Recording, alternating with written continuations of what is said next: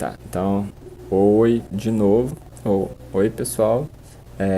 Então, hoje eu vou fazer um exercício de dificuldade média, porque entrei na página principal aqui do Coding Game, né? Daí ele tem esse caminhozinho aqui, caminho para percorrer e ficar bom no negócio. Aí um dos caminhos que tá fazendo sentido aqui pra mim é esse de algoritmo. E o próximo passo aqui é resolver dois problemas do tipo médio. Então, achei interessante essa bodega aqui. Eu quero resolver um problema do tipo médio nesse vídeo de hoje.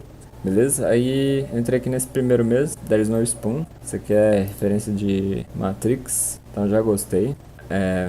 Bom, vamos dar uma lida aqui, né? O que eu vou aprender nesse exercício? Tá, então nesse exercício aqui a gente vai detectar um tipo especial de caracteres de uma string. Você tem que guardar o input, os valores numa grid para explorar essa grid. Você vai ter que percorrer todos os elementos de uma grid, certamente usando um double loop. Então eles já te dão aqui uma ideia de como você vai resolver esse exercício. E desses pontos você vai iterar novamente nos elementos da matriz. Resolver esse puzzle também vai ensinar a gente o conceito de nested loops. Nested loops são loops dentro de loops. Então é um Inception, um Loop Inception. De Learning Opportunities, o que a gente pode aprender com esses aqui? Lists. Então a gente vai aprender um pouco sobre listas e o que elas podem nos ajudar. Tá, o statement do exercício aqui. O objetivo é encontrar, quando eles existirem, vizinhos horizontais e verticais dos nós de um array bidimensional. A dificuldade tá no número de nested loops, estão nos loops que estão dentro de loops, né? Que esse desafio vai fazer você escrever. Não se perca. Então, aqui a gente tem um exemplo, né, de uma matriz aqui. Vamos ver, olha lá, a matriz. Aí ele vai achar os carinhas na esquerda e na horizontal e na vertical. Acho que é isso. Tem uma historinha aqui que é sobre Matrix, muito boa. Então vamos lá, vamos ver direitinho. Tá, o jogo é jogado numa grid retangular com um tamanho dado, então eles vão ter que dar pra gente o tamanho dessa grid. Algumas células da grid contêm nós de poder. Imagino que esse poder tem alguma coisa a ver com a máquina aqui, né? O resto das células estão vazias, beleza. O objetivo é encontrar, quando existir, horizontal e vertical neighborhoods. Então, tá escrito errado neighborhoods aqui. A gente vai encontrar vizinhos horizontais e verticais cada node, quando eles existirem, né? Então as regras, para fazer isso a gente deve encontrar cada x1, y1 coordenadas dentro de um node e mostrar o x2, y2 coordenadas do próximo node na direita. Então a gente tem que mostrar para cada coordenada xy, a gente tem que imprimir a coordenada xy do nodo que está imediatamente à direita, né? E a coordenada xy do nodo que está abaixo na grid. Se o vizinho não existir, a gente deve cuspir, né, retornar para o programa as coordenadas -1, -1, em vez do x e o y que eles estão pedindo. Porque não existe, então a gente vai fazer o quê? A gente perde se a gente der um nodo incorreto na saída, né? Se a gente der vizinhos para uma célula vazia, a gente perde se a gente computar o mesmo nó duas vezes. Então isso aqui provavelmente vai ser chato de fazer. Cabuloso. E a gente perde se esquecer de computar o vizinho de algum nodo. Então beleza, exemplo, ó, vamos ver os exemplos. Nesse exemplo aqui tem 3 nós numa grid 2x2. Então grid 2x2, tem 2 aqui e 2 aqui. Os outros aqui. Aí eles deram aqui pra gente a grid, olha lá, 0, 0, 0, ponto. O ponto aqui é o empty, provavelmente. Então beleza. A gente já tem as coordenadas, né, pelo jeito que eles imprimiram aqui pra gente a grid. Então, no nodo 0, 0, ele tem dois vizinhos. O vizinho aqui, 1, 0, que é o da direita, e o 0, 1, que é o de baixo. O 0 direito e 0, 1 de baixo. O nodo 1, 0, ele não tem nenhum vizinho. Então, a saída dele aqui seria o próprio nodo. Ele não tem vizinho da direita e não tem embaixo. Beleza. E por último exemplo, o 0, 1 de baixo. Ele não tem nodo à direita dele, também não tem nodo abaixo dele. Então, mesma coisa, -1. Tá, beleza. Parece ok, né? Não se esqueça de rodar os testes, rodando o test case, a gente já sabe, blá blá blá. A gente pode usar o debug, blá blá blá. Tá, game input. o programa precisa ler o que eles passarem pra gente. O que vai ser isso? A primeira linha vai ser um inteiro com a largura da nossa grid, né? Então, for the number of cells along the x-axis, mesmo, a largura da grid. E a linha 2, a altura da grid. Beleza. As próximas alturas, linhas, vai ser uma string contendo os caracteres. Então, da mesma forma que viu aqui, ó. A gente tem uma linha, duas linhas. Dentro dessa linha, a gente todos nós aquela linha. Provavelmente, exemplo. A 0 representa uma célula contendo nó. E um ponto representa uma célula vazia. Show. Entender isso pelo jeito que estava explicado. Tá, output for one game turn. Ou seja, cada vez que tiver um turno do jogo, a gente vai ter que dar essa saída aqui, né? Então, uma linha por nó. 6 inteiros em cada linha. Então, é exatamente essa mesma saída aqui. Então, para cada nó, a gente vai ter que imprimir a coordenada do nó, a coordenada do nó direito e a coordenada abaixo. Se tiver nenhum, a gente coloca o menos 1, menos 1. Aí tem constraint também. Nossa grid aqui só pode ter o máximo que tá o nosso X. Ele sempre vai estar dentro da grid, ele não pode estar fora, de forma que isso é bom. E também a mesma coisa que os 2 e os 3, o nó da direita e o nó da esquerda, tem que estar dentro da grid. Mas eles também podem ser o menos 1, que é a resposta que for vazia. Então beleza, vamos tentar escrever algum código. Tá. Então, largura, altura e cada link já é a nossa grid. Então, vamos fazer o seguinte. Vamos criar aqui uma matrix. A matriz aqui, na verdade, ela é um array bidimensional, né? Então, eu estou inicializando um array aqui. Vou dar uma fechada desse tamanho. A gente vai inicializar uma matriz de 2 dimensões. Para fazer isso, a gente precisa criar um array dentro de arrays dentro de um array. Então, aqui eu estou inicializando a minha matriz como um array. Beleza. Agora, para que esse array seja de 2 dimensões, eu preciso inserir um array dentro. Então, a gente vai fazer isso lendo as linhas, beleza? A gente vai fazer assim, ó. Vamos dar um console error aqui e vamos ver o que esse line está nos retornando. Eu vou tocar o primeiro caso aqui e ele vai me mostrar, ó. A primeira vez que rodou o programa, ele me mostrou essa saída aqui. 000 tracinho. É o mesmo caso do exemplo, né? Então, a gente sabe que esse line foi esse cara, na primeira vez que esse loop rodou, quando o i era 0. E na segunda vez que o loop rodou, ele imprimiu pra gente o 0 e 1 ponto, quando o i era 1. E ele só rodou essas 2 vezes, a gente não tem mais nada aqui embaixo, acabou o log. Então a gente sabe que o height aqui era o 2, né? A gente pode colocar um console log aqui também, console error, quer dizer, console error no width e no height. Aí a gente vai ver que ele é 2, 2, olha lá, 2, 2, beleza. Então tá, o que a gente precisa fazer? A gente precisa inserir esses caras aqui dentro da nossa matriz, certo? Para a gente fazer isso, a gente precisa criar primeiro um array para representar a linha da nossa matriz. Então, como é que a gente vai fazer isso? A gente pode pegar essa linha, que ela é uma string. Na verdade, esse 00 aqui, ele é um texto assim, ó, 00. Só que a gente quer transformar esse texto num array assim, ó, 0, 0. Então, eu quero fazer com que esse código aqui passe a ser esse cara aqui, ó. Como é que eu vou fazer isso? No JavaScript, a gente tem uma função, a string tem uma função que chama split. Então, ó, se eu der um line.s aqui, ó, e split, ele já me mostra. Vocês podem procurar no Google o que essa função faz. Não, aqui fala já, ó. Split a string into substrings, use the specify separator and return them as an array. Ou seja, ele vai dividir essa string aqui. A gente ainda pode passar um separador para colocar no meio desses caras e vai retornar elas como um array. A gente consegue ver que esse método vai retornar como um array também, que aqui na documentação, ó, ele mostra pra gente 2 pontos no final aqui da declaração, e esses 2 pontos retornam um string e a notação de array, ou seja, vai retornar um array de strings. Então, lendo aqui a documentação, né, ó, seria string split, é o nome do método que eu estou usando. Dentro do parênteses aqui é os argumentos dessa função. Então, eu posso passar um separador e posso passar um limit também. E o retorno da minha função vai ser um array de strings, beleza? Então, eu vou usar essa função, não vou passar nada para ela. E vou dar um console error aqui, só para ver o que está rolando. Vamos ver o que ele vai me retornar. Ó. Ele me retornou um array, mas ele me retornou um array só com um elemento. Eu queria 2 elementos, ele me retornou só um, ou seja, ele não dividiu a main string aqui. Então eu vou passar um separador vazio e vou ver o que ele vai me retornar. Agora sim, ó, retornou do jeito que eu queria. Então agora a gente tem aqui, a gente conseguiu transformar cada linha em um array e cada objeto desse array é uma coluna da minha matriz, né? Beleza. O que eu tenho que fazer agora? Eu tenho que inserir esse array dentro da minha matriz, a matriz que eu criei.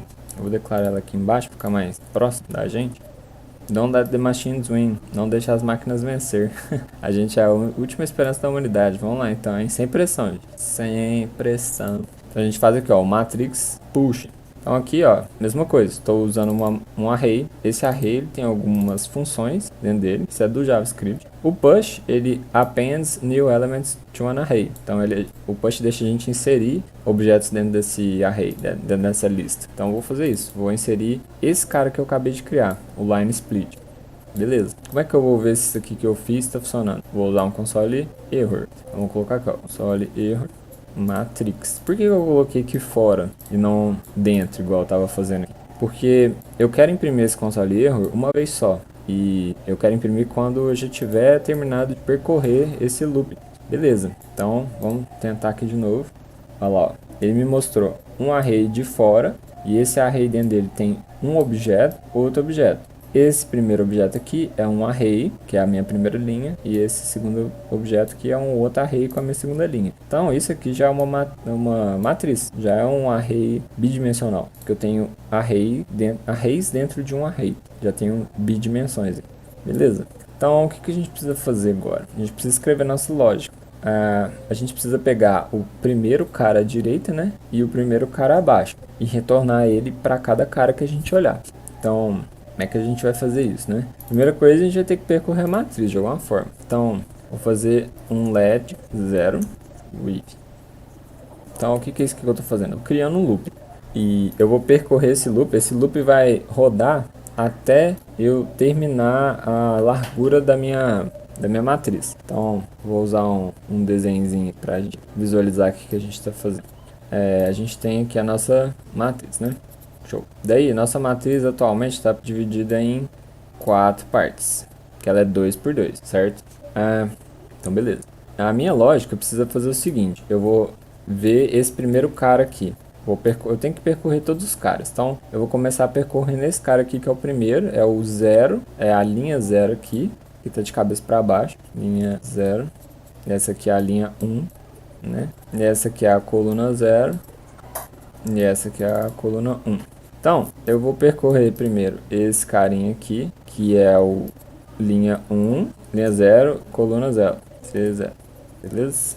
Daí, para esse cara aqui, eu vou ter que olhar os adjacentes dele. Eu não sei como vou fazer isso ainda, que pensar. Mas é importante que eu vou ter que fazer essa lógica para todas as células. Então, eu vou ter que percorrer todas as células da minha matriz. Como é que eu faço isso? Eu vou colocar um loop dentro do outro. A condição do meu loop é percorrer todas as colunas, todas as linhas. Então, eu vou fazer um loop para todas as colunas e um loop para todas as linhas. As minhas linhas aqui no código, elas são a altura, né, o height. E as minhas colunas aqui, elas são o width, sei lá, em inglês. Então, tendo isso em mente, a gente já consegue entender mais ou menos o que está acontecendo aqui com o loop. Estou fazendo um loop que começa de 0 até o width. Então, o call 0 aqui seria o começo, né, do meu loop, e o final vai ser até o meu if. Só que meu if é 2, a minha última coluna é 1. Então, o meu loop, ele tem que percorrer até 2 menos 1, né?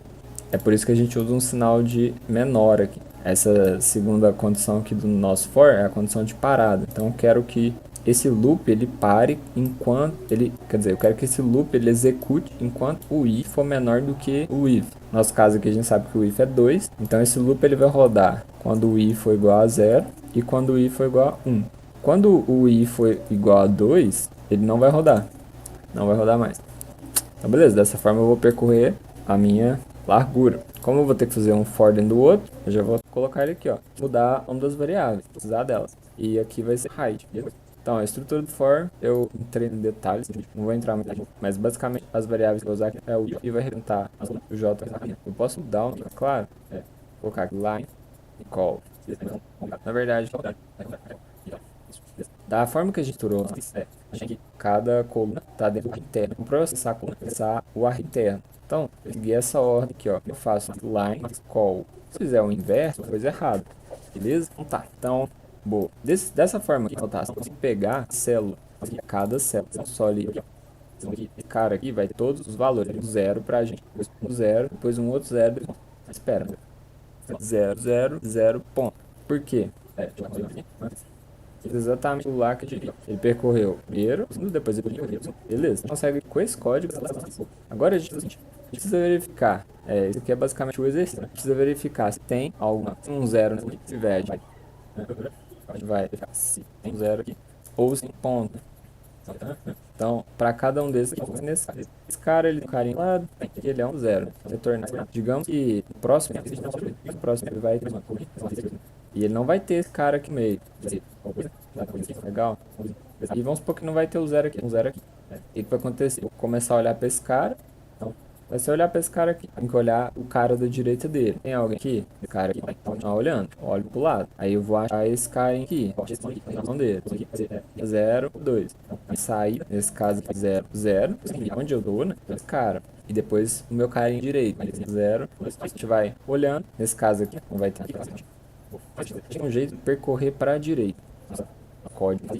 Como é que eu vou percorrer para a direita? Bom, para a direita é aumentar o índice da coluna. Beleza. Eu vou fazer isso em uma outra opção aqui. O right. Que ela vá para a direita. Vou passar para ela coordenadamente. O que eu quero que ela faça? Eu quero que ela faça esse ponto. Se ele acha zero, para a direita. Se ele achar final, para a direita. Então, beleza. O que eu quero que essa faça? O seguinte, primeira coisa que é o número da coluna. Copiar esse fora. Só que passa zero, zero. Então vou fazer isso. Largo. E ele vai dar para o que eu preciso fazer? Um ponto. Eu quero procurar na próxima.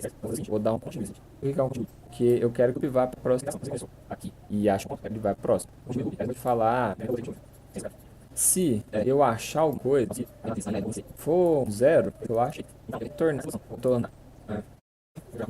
qual que é sintaxe. Sintaxe quer dizer essa e usar essas cidades para tomar alguns caras aqui. Na verdade, eu não vou fazer.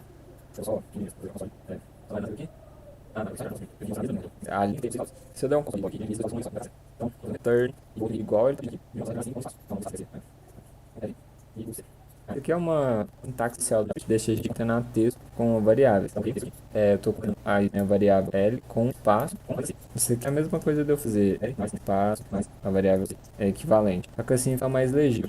Uma variável, espaço, beleza. Tá, aí o que vai acontecer se esse cara aqui nunca chegar nele? Vamos supor que meu loop vai rodando aqui, eu vou achando um monte de ponto. Meu ponto vai só continuar. Vai chegar uma hora que esse loop meu vai acabar. Quando ele acabar, nativamente aqui, toda a função do JavaScript ele returna por padrão, eu nem precisaria ter código, mas aí naturalmente ele está fazendo isso. Eu não quero que isso aconteça, porque se eu não achar zero, vai tornar aquele padrão que ele pede. Né? Se eu não achar ninguém, eu retorno. Beleza. Então aqui a gente tem a pesquisa direita. Eu vou fazer a mesma função, só que pesquisa para baixo. Então, search, bora. Mesma coisa, vou passar a linha colutual. Aqui não vai ser a coluna, eu quero correr a linha lá. E eu vou pegar a linha atual, fazer a linha mais. E eu vou correr até o line, que ser menor do height. O line mais tá em cada passagem. E aqui, a variável que é o call. Essa variável mudando. A variável mudando é o line.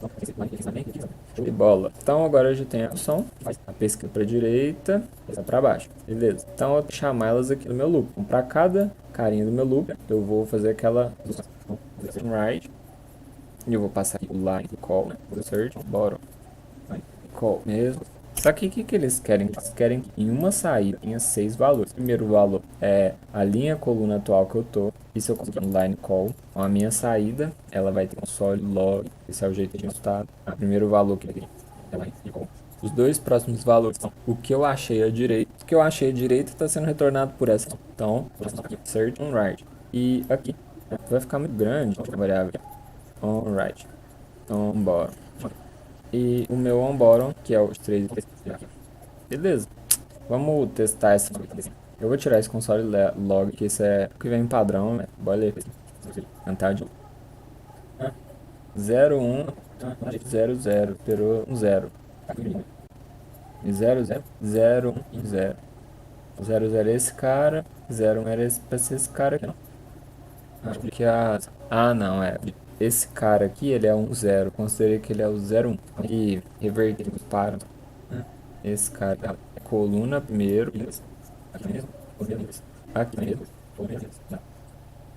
Ó, esse primeiro teste meu deu certo. Passou. Vou tirar esse. Eu deixo só ler o que dá. Vou tentar tocar todo caso de teste. Ó, já quebrou aqui no Sundem. Quebrou 5 ou 5 e uma nesse cara. Ele é bem. Beleza, pra primeira, 0, 0. Esse cara aqui, né? À direita, 2, 0. Esse aqui embaixo não existe. No segundo, esse ponto aqui. Eu não preciso percorrer o que eu tô fazendo. O carinha que eu tô olhando aqui é um espaço vazio. Não preciso olhar o espaço vazio à direita. Os únicos nós que eu preciso percorrer são os com 0.